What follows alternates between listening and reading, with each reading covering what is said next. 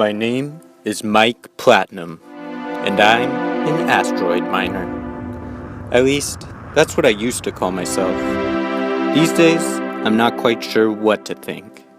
This world is changing, and fast.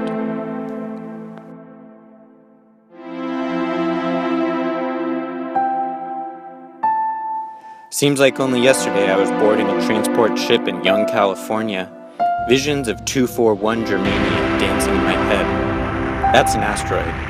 Most valuable in the solar system, they say. $96 trillion and 100 miles wide. That's how they get you. Who could have known I'd still be up here, some 25 years later? Certainly not my ex-wife.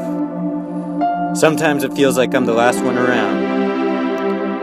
Gone are the glory days of the true space cowboys. Jimmy and the gang, wrestling drill ships through the belt. It's all unmanned now. CB-6000s mostly. Good workers, sure, but not much for company.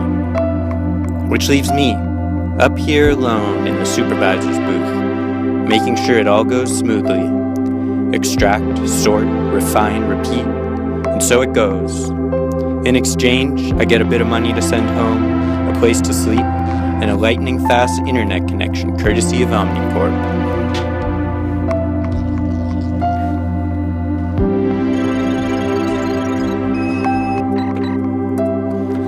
That last bit's the most important, you see. I might live in outer space, but it's cyberspace that I call home.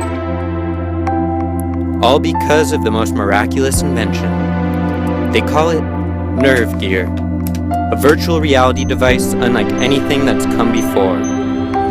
The Nerve Gear is able to sync up with the stabilizer implants Omnicorp installed in my spine when I first started as a pilot.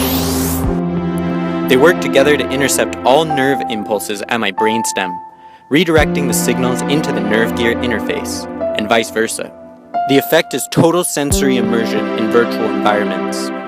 If I flap my arms, my body lies still, but I can feel and see my arms moving. But that's not all it's for. Imagine you could go anywhere, do anything, be any person, exactly as if you were right there living it. Last night, when I got off work, some friends and I rode an enormous flying elephant across the ocean to a fabulous little restaurant in Tokyo, where we feasted on fine aged meats and gelatins, each customized to our optimum flavor profiles. Afterwards, I felt devious and loaded a new program. It's called Ultimate Vor, and is truly amazing. I can spend hours letting gigantic women swallow me whole as I nestle down their gullets and slowly digest into the stomach acids. I estimate I use Ultimate Vor 2 evenings a week, but there are many other wonderful and grotesque fantasies to explore. Like spending an afternoon as a cockroach, dying endless deaths, or as a fleshless zombie terrorizing the populace. But sometimes I want to be beautiful and experience the affection of adoring fans begging for my attention. That's when I become Tetra, the galaxy's #1 star idol. I love being on stage in front of the crowd, and my dancing keeps getting better every day.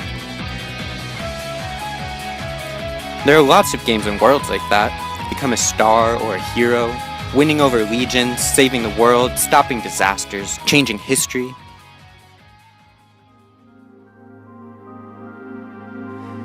But some folks just want to live their lives, albeit with the parameters a bit more controlled.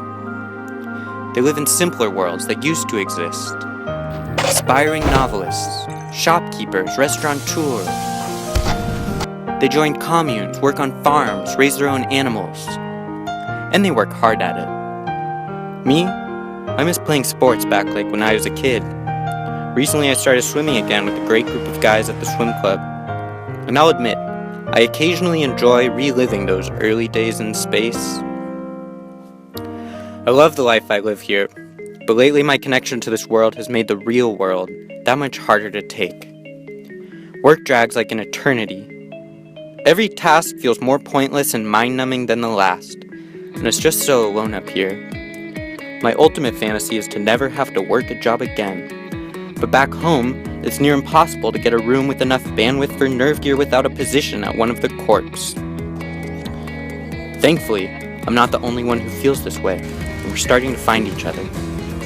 With nerve gear, we can organize like never before, plan every action down to the last detail, cover our tracks, and it's working.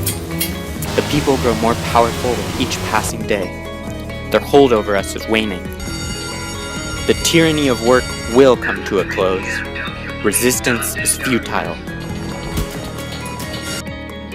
We are the future.